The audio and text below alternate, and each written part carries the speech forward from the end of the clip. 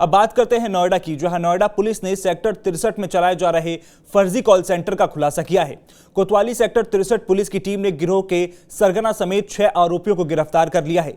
छानबीन में फर्जी कॉल सेंटर्स के जरिए कर्ज दिलाने के नाम पर 350 से ज्यादा लोगों के साथ ठगी का मामला सामने आया है।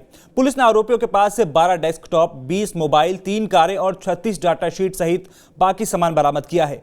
आरोपियों के 3 बैंक खाते में जमा 14 लाख से ज्यादा रुपयों को फ्रीज करा दिया गया है।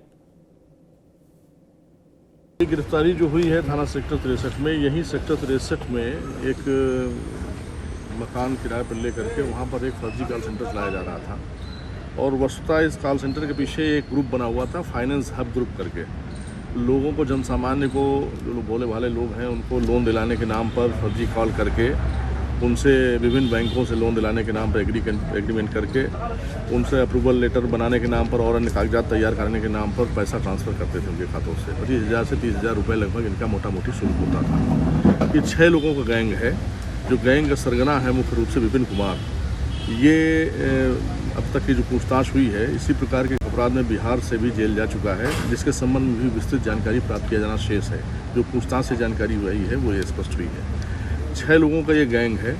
6 लोगों में सारे लोग NCR जोन में ही रह करके इस समय ये ऑपरेट कर रहे थे पूरा अपना ये गैंग का काम। दिल्ली, गाज़ियाबाद और गौतम बुद्ध नगर, और 2 लोग इसमें से गाज़ियाबाद और गौतम बुद्ध नगर के हैं, 2 कासगंज के हैं और एक एटा का, एक अलीगढ़ का। गैंग का सरगना जो विपिन कुमार है वो इनको लेकर के सब ये ऑपरेट करता था। लोन अप्रूवल के नाम पे कमीशन, फाइल जार के नाम पे कमीशन, ये सब हटते थे। सर, अब तक कितने लोग ठगी कर चुके हैं ये लोग? ये कई लोगों से किए जाने के बाद अब तक आई है। कई बैंक खाते इनके हैं और लगभग 14 लाख से ऊपर की रकम जो है उन खातों में अभी तक की जानकारी के हिसाब से प्राप्त हुई है। उन बैंक खातों को सीज कराने की कार्रवाई भी प्रारंभ कर दी गई है। अब तक कितने तक की ठगी की होगी सर?